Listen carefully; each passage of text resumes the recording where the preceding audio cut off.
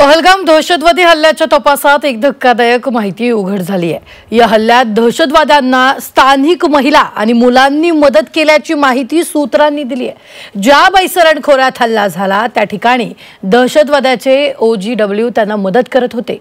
यात प्रामुख्याने महिला आणि लहान मुलांचा समावेश होता। पाहूया।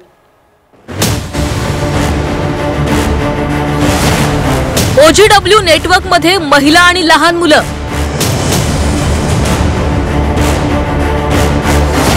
पर्यटकांच्या वेशात दहशतवाद्यांना मदत।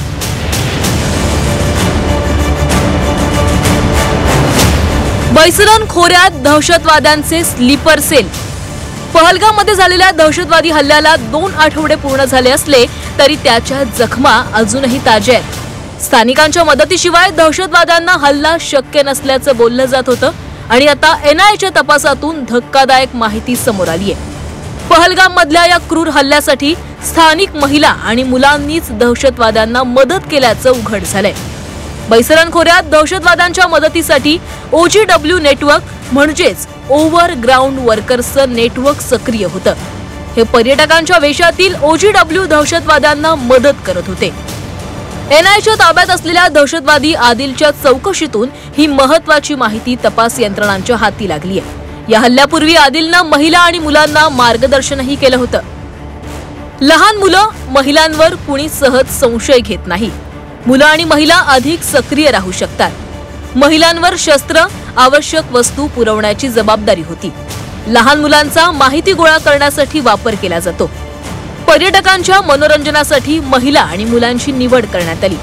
दहशतवाद्यांना दिशानिर्देश आणि हालचालींच्या माहितीचा पुरवठा केला गेला।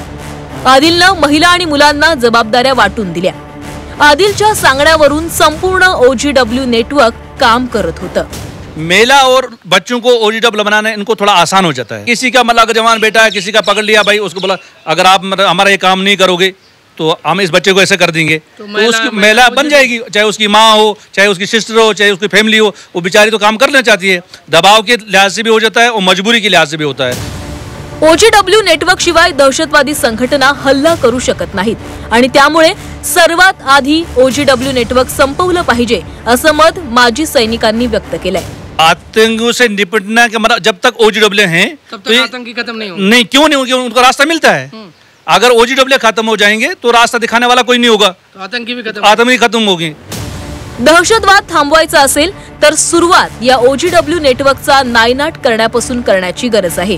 या OGW नेटवर्कद्वारे हे दहशतवादी आपले गुप्तहेर काश्मीर खोऱ्यात तैनात करतायत। या नेटवर्कमध्ये महिला आणि मुलंही असल्यानं आता चिंता आणखीनच वाढली आहे।